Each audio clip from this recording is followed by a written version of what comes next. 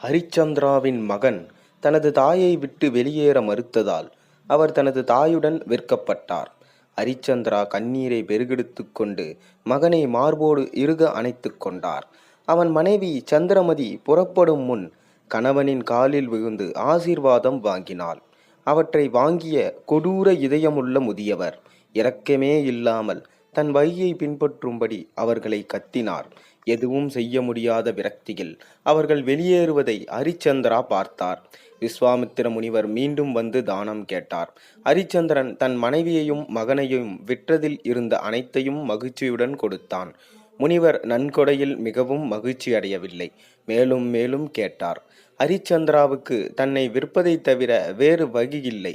மனித எச்சங்களை அகற்றுவதை மேற்பார்வையிடும் ஒரு நபருக்கு அவர் தன்னை விற்றார். எனவே பெரிய மன்னன் ஹரிச்சந்திரன் கடமை இறந்த உடல்களை எரிப்பதாகும். இதன் மூலம் அவர் தனது கடனை தீர்ப்பது மட்டுமில்லாமல் ஒரு பெரிய மன்னர் என்ற அடையாளத்தையும் இயக்க முடிந்தது. ஹரிச்சந்திரா தனது புதிய கடமைகளை நேர்மையாக நிறைவேற்றினார். சரியான நேரத்தில் கட்டணத்தை வசூலித்து ஒரு பைசா கூட தவறாமல் தனது எஜமானருக்கு வழங்கினார். தகனம் செய்யும் இடத்தில் வேலை செய்து சிறிது நேரம் கழித்து ஒரு நாள் நள்ளிரவில் ஹரிச்சந்திரா ஒரு பெண் அரை ஆடையுடன் இறந்த மகனை மடியில் வைத்திருந்ததை கண்டார். வெகுநேரம் அழுது கொண்டிருந்தவள் போல் முற்றிலும் சோர்ந்து போனாள். தன் மகனின் உடலை எரிக்க ஹரிச்சந்திராவிடம் உதவி கேட்டாள். ஏனெனில் சேவைகளுக்கு வழங்க தன்னிடம் பணம் இல்லை. அந்த ஏழை பெண்ணுக்கு எவ்வளவு உதவி செய்ய நினைத்தாலும் தன் எஜமானனுக்கு வெறும் வேலைக்காரனாக இருந்த அவனால் அதை செய்ய முடியவில்லை. அந்த பெண் ஹரிச்சந்திராவிடம் கெஞ்சினாள். தான் ஒரு கல் இதயமுள்ள முதியவரின் வேலைக்காரன். அவர் மிகவும் இரக்கமற்றவர். சூரிய உதயத்திற்கு முன் வேலைக்கு திரும்ப வேண்டும் என்று கூறினார். ஹரிச்சந்திரா அவளை இன்னும் கூர்ந்து பார்த்தாள். இருட்டில் அவளது முகத்தை பார்க்க முடியாவிட்டாலும் அவள் அணிந்திருந்த சொல்லியிருந்த எல்லாவற்றுக்கும் மாறாக அவள் கழுத்தில் இருந்த கல்யாண கொலுசு பிரகாசமாக ஜொலிப்பதை அவன் கவனித்தான். பின்னர் அவர் அணிந்திருந்த தங்க நகையில் பணம் பெற்று கொள்ளலாம் என கூறி பணத்தை தருமாறு கோரியுள்ளார். இதனால் அந்த பெண் மிகவும் பாதிக்கப்பட்டுள்ளார். அவள் உரத்த குரலில் கத்தினாள். நான் ஏன் இன்னும் உயிருடன் இருக்கிறேன்? இந்த கல்லறை காவலர் என் திருமண நகையை பார்க்கிறார் என்றால் என் கற்பு கேள்விக்குரியதாக போகிறது என்று அர்த்தம். நான் பிறந்தபோது கிடைத்த வரத்தின்படி இந்த நகையை என் கணவர் மட்டுமே பார்க்க முடியும். கந்தல் உடையில் இருந்த இந்த பெண் வேறு யாரும் அல்ல, தனது அன்பு மனைவி சந்திரமதி என்றும் உயிரற்ற நிலையில் கிடந்த சிறுவன் தன் மகன் என்றும் ஹரிச்சந்திரா உடனடியாக அடையாளம் கண்டு கொண்டார். அவர் தனது மனைவியையும் மகனின் உடலையும் கட்டிப்பிடித்தார்.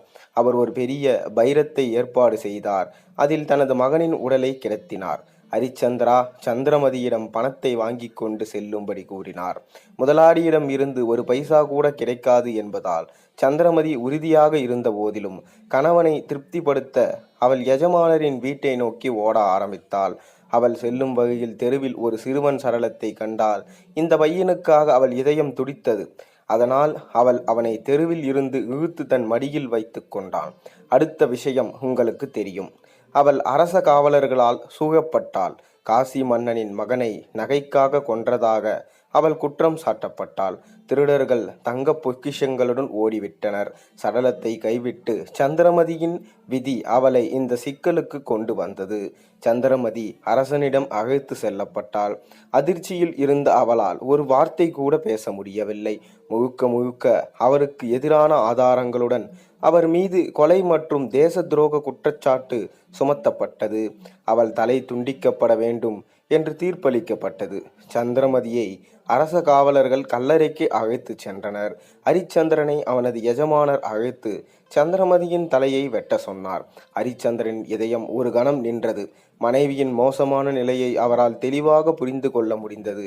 வாளை பிடிக்கக்கூட அவன் கைகள் நடுங்கின. என்ன செய்வதென்று தெரியாமல் கதறி அழுதார். சந்திரமதி தன் கணவரிடம் மிகவும் உறுதியான குரலில் நீதிமான்களை நிலைநிறுத்து, உண்மையாக இரு என்று கூறினாள். தன் உயிருக்காக அதை கொடுக்கவில்லை, கணவனின் உண்மைக்காக தன் உயிரை கொடுக்க தயாராக இருந்தாள். ஹரிச்சந்திரன் தனது செயலை செய்யவிருந்த போது விஸ்வாமித்திரர் குறுக்கிட்டார். முனிவர், அரசே, நீ ஏன் இப்படி துன்பப்படுகிறாய்? நீங்கள் செய்ய வேண்டியதெல்லாம் நீங்கள் வாக்குறுதி அளித்ததை செய்ய மறுப்பதுதான். எல்லாவற்றையும் உனக்கு திருப்பி தருகிறேன் என்றார். அவர் தனது ராஜ்யத்தை மீண்டும் வெல்ல அரிச்சந்திரனை பொய் சொல்ல ஊக்குவித்தார். அரிச்சந்திரனும் சந்திரமதியும் முனிவரின் காலில் விழுந்தனர். தண்ணீர் உடலையும் உண்மை மனதையும் தூய்மையாக்கும் என்றார்கள்.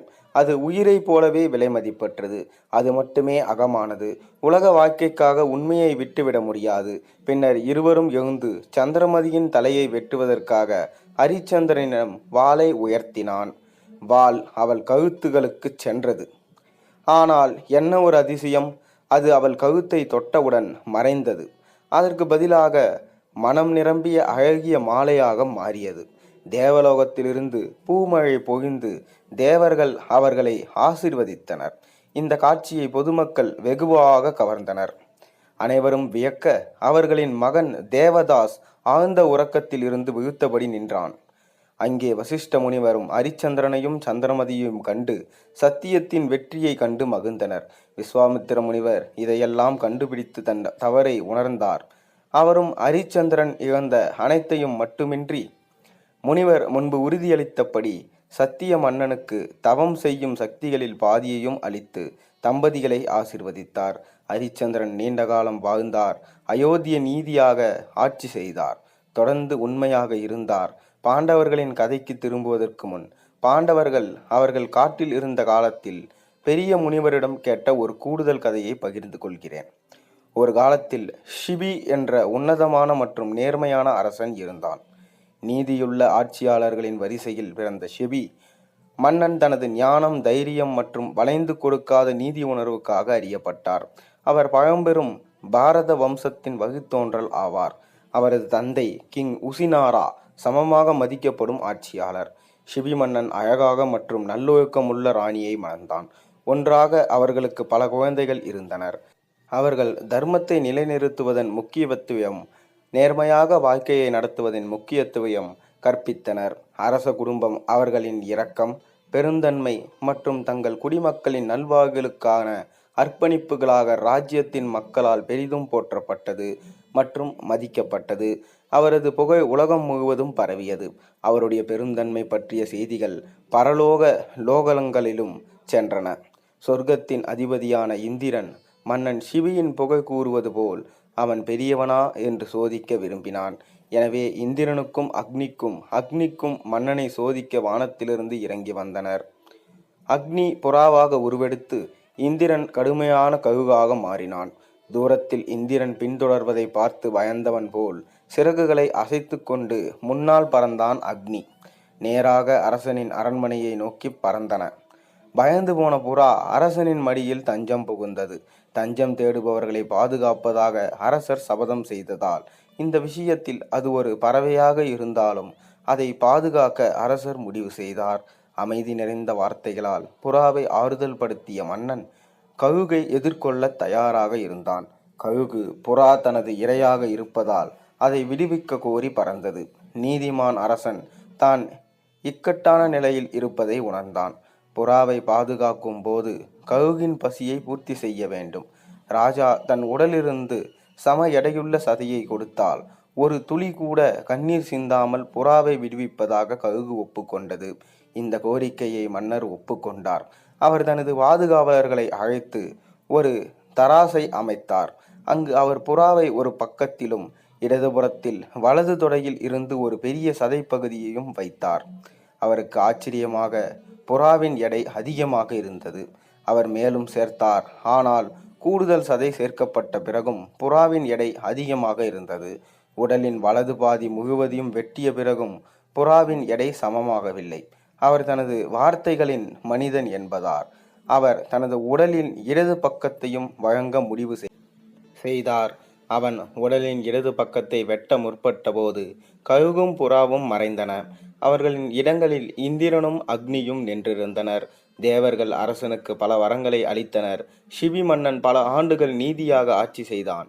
அவர் இறந்த பிறகு அவர் தனது நற்செயல்களின் பலனை அனுபவிக்க நேரடியாக சொர்க்கத்திற்கு சென்றார். இந்த கதையிலிருந்து நமக்கு தெரிந்தது என்னவென்றால், தானம் மற்றும் தர்மம் செய்வதால் கண்டிப்பாக நமக்கு பலன் உண்டு என்றதை இந்த கதை விளக்குகிறது. நீங்களும் மறவாமல் அனைவருக்கும் தானம் தர்மம் செய்யுங்கள். இயன்ற வரையில் நல்லது செய்யுங்கள். நன்றி, வணக்கம். இது போன்ற ஒரு நல்ல ஆன்மீக கதையோடு நாளை உங்களை சந்திக்கின்றேன்.